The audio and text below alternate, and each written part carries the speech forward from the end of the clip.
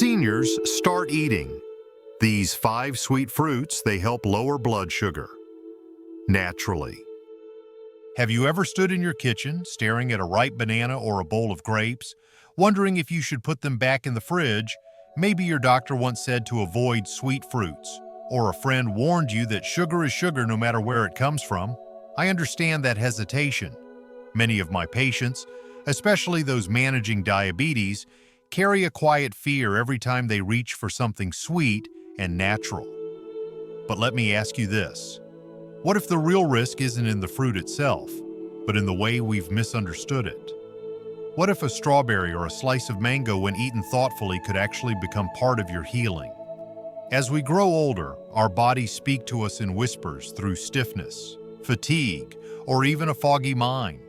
And sometimes a small shift like choosing the right fruit at the right time can bring more peace than another pill.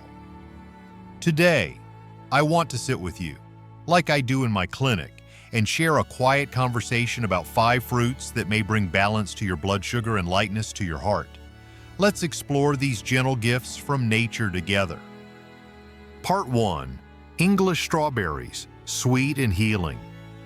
Let me begin with a fruit that many of us have loved since childhood: strawberries. There's something timeless about them. Maybe it's the memory of picking them in the backyard with your grandchildren, or perhaps a simple bowl shared on a summer afternoon with someone you miss deeply. Strawberries have often been misunderstood, especially in the world of diabetes. Their natural sweetness makes people assume they're dangerous. I've seen patients glance at them in the market, sigh, and walk away, believing they're doing the right thing. But science and personal experience tell a gentler story. You see, strawberries are more than their sugar content. These little red gems are rich in anthocyanins, the same natural compounds that give them their deep color. But anthocyanins aren't just beautiful, they help slow the digestion of carbohydrates, which means they can reduce the spike in blood sugar after meals. That's not just interesting, it's hopeful. I had a patient, Mrs. Linda, in her early 70s, who avoided strawberries for over a decade. One day, we spoke about the emotional hunger she felt missing the foods she once loved. I gently encouraged her to reintroduce strawberries, not as a treat, but as a part of her nourishment. She began adding a half cup to her morning yogurt, sometimes with a few almonds. The joy in her voice when she returned for her follow-up was unmistakable. It made me feel like myself again. She told me, that's the hidden power of strawberries. They're not only physically supportive, rich in vitamin C and anti-inflammatory antioxidants, but they carry emotional weight, too. They remind us of care, of memory, of joy. And in our later years, joy is not a luxury, it's a form of medicine. What's important is not just what we eat, but how.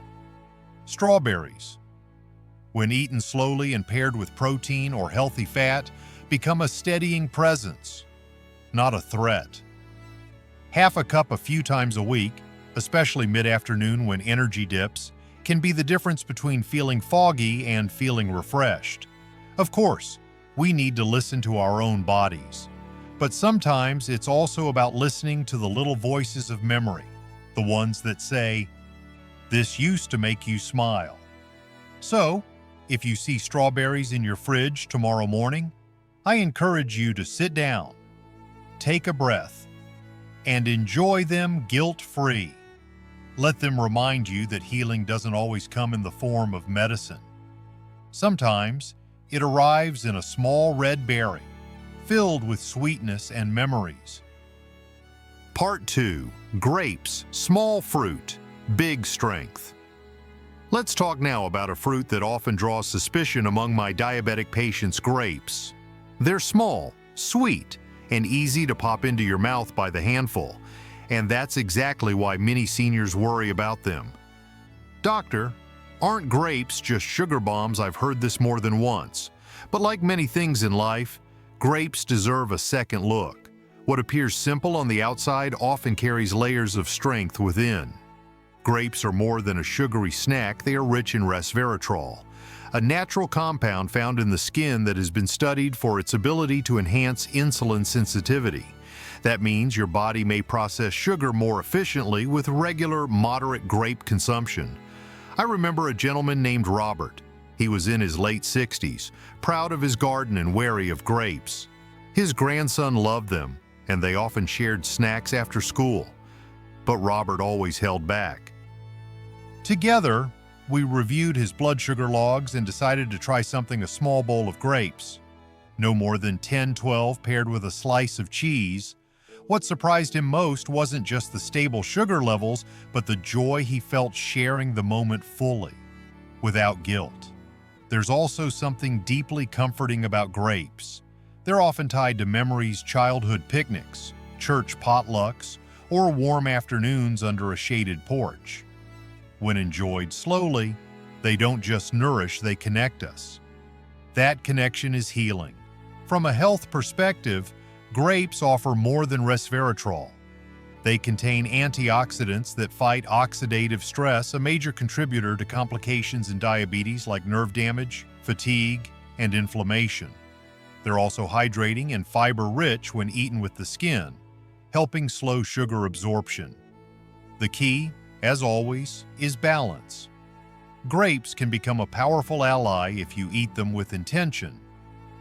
Try freezing them for a cool, portion-controlled snack, or mix a few into a spinach salad with walnuts and grilled chicken. A small change like this can elevate a meal into something joyful and blood sugar friendly.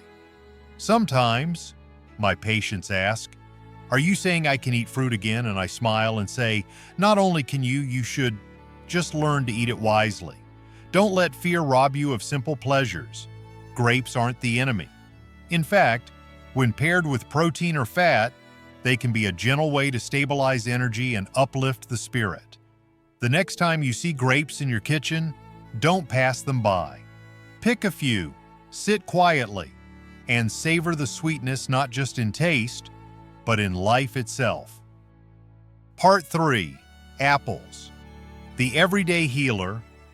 There's a certain kind of wisdom in an apple, not flashy like tropical fruits, not mysterious like berries, just humble, familiar, and quietly dependable. It sits patiently in your fruit bowl, waiting, and yet, it's one of the most powerful allies we have in managing blood sugar and supporting long-term health. For years, many people with diabetes have avoided apples, afraid of their sweetness. But let's look closer. Apples are rich in soluble fiber, especially a type called pectin. This fiber forms a gel-like substance in the gut, slowing down the absorption of sugar and preventing spikes in blood glucose. That's not just good science, it's a reason to breathe easier when reaching for an apple. I had a patient, Mr. Dean, who used to bring apples to our appointments not to eat, but to ask if he should throw them out. He had grown up eating apples off the tree in his family orchard, but now he feared them. We talked about portion size, fiber, and pairing with protein. He started slicing half an apple and eating it with almond butter mid-morning. Weeks later, he told me, "It's the first snack that makes me feel full, not guilty." Apples also support digestion and cholesterol balance, two areas where the aging body often needs help. That same pectin helps regulate bowel movements gently, without the need for chemical laxatives. The natural fiber supports heart health by lowering LDL cholesterol, which is a common concern for seniors with metabolic issues. There's also something deeply grounding about biting into a fresh apple.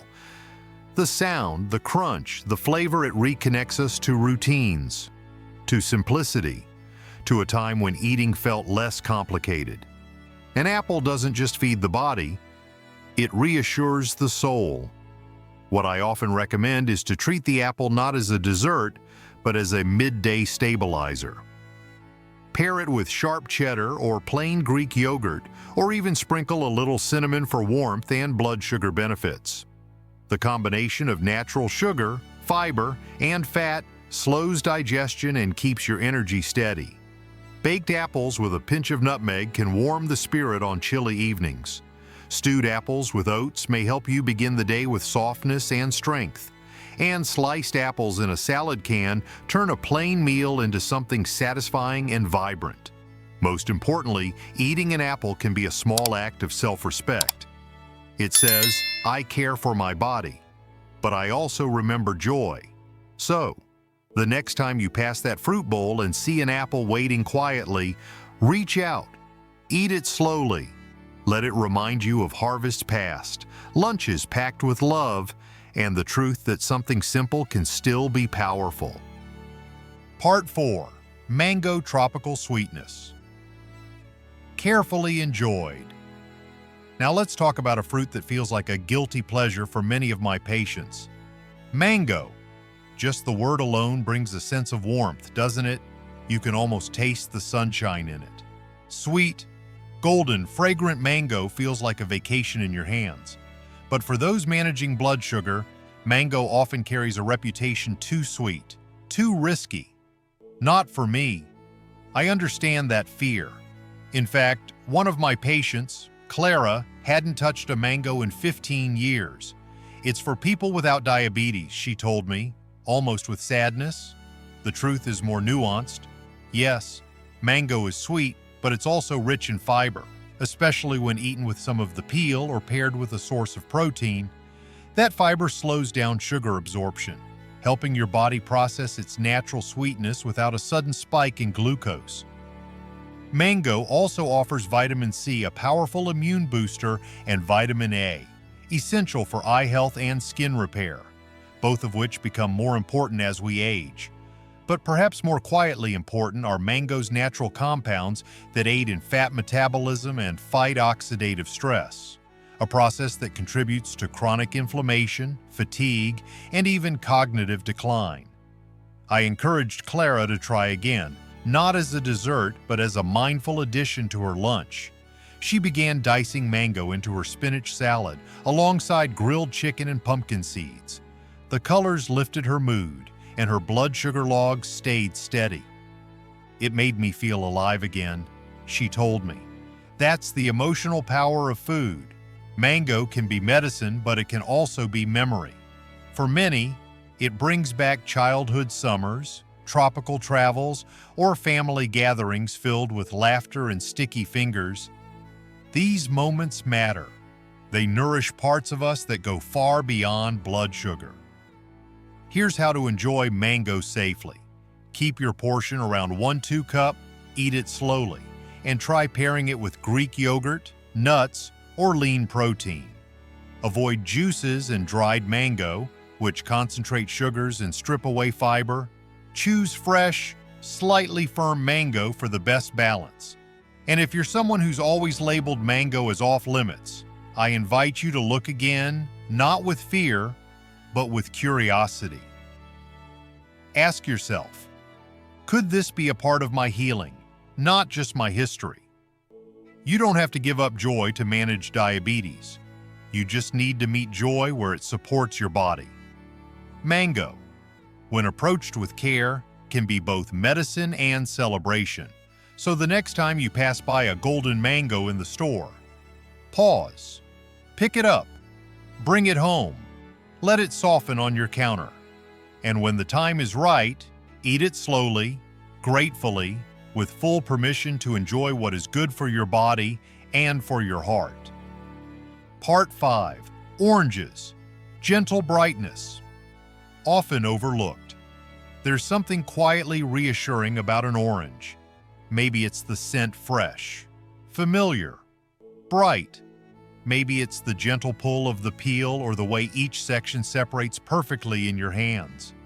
For many of my older patients, oranges are a reminder of simpler days, school lunches, winter baskets, or quiet mornings with tea and fruit. Yet, somewhere along the way, oranges became suspect. Doctor, isn't that too much sugar? It's a common question I hear. And the truth is, like many things in life, how we consume oranges matters far more than if we do. Let me be clear, I would never recommend a tall glass of orange juice to a diabetic patient. Why? Because juice strips away the fiber that's essential to slowing down the absorption of sugar. What's left is a surge of fructose that your body must manage quickly and often poorly. But a whole orange, with its delicate fibers still intact, tells a different story. It delivers its sugars slowly, gently. That pithy membrane between the segments, the one many people discard, actually holds valuable fiber and flavonoids that support vascular health and reduce inflammation. I remember Eleanor, a retired librarian in her early 80s. She adored oranges but had given them up out of fear. We talked about the difference between juice and fruit, and I suggested she try eating one small orange mid-morning with a handful of almonds. She returned weeks later, smiling. "It reminded me of Sunday mornings with my father," she said, "and my sugar levels didn't budge." That's the beauty of oranges. They offer more than nutrients. They offer comfort. They carry memories, and they deliver health support in ways that are often underestimated. Rich in vitamin C, they strengthen the immune system. Their potassium helps manage blood pressure and water retention, two common concerns for older adults. Even more, the flavonoids in oranges have been studied for their ability to enhance circulation, reduce oxidative stress, and even support cognitive clarity, something many of my senior patients worry about as the years pass. What I often recommend is simple: choose fresh oranges, not juice. Eat slowly. Pair with protein when possible, and let the act of peeling and eating become part of a calming ritual. A small orange with a hard-boiled egg, or a few slices in a spinach and sunflower seed salad, these are gentle ways to bring citrus back into your life without worry. Oranges aren't just about sugar, they're about balance, brightness, and quiet nourishment. They're the kind of food that doesn't shout, but it stays with you, like a good memory. So don't overlook the humble orange. Sometimes, healing comes not with noise or novelty, but with a soft burst of citrus and a memory you thought you'd forgotten. So here we are after walking through strawberries, grapes, apples, mangoes, oranges, and the cautionary tales of juice and dried fruits. And maybe you've come to realize something important: health isn't about giving things up. It's about returning to balance for so many of us, especially in the later chapters of life. Food becomes a battlefield. We carry fear in every bite. Will this raise my blood sugar? Will this harm my heart? But food was never meant to be the enemy. It was meant to be nourishment, comfort, even joy. What if we let go of guilt and instead practiced listening? Listening to our bodies, yes, but also to our memories, our pleasure, our need for connection. A bowl of fresh fruit can be more than fiber and vitamins. It can be an act of healing, a quiet rebellion against fear, a small but profound way to say I still matter. I still deserve to enjoy life. The right fruits, in the right form and portion, can become a part of your self-care, not your restriction. This isn't about strict rules. It's about kind awareness. It's about knowing that a mango cube with yogurt or an orange segment with almonds is more than a snack. It's self-respect.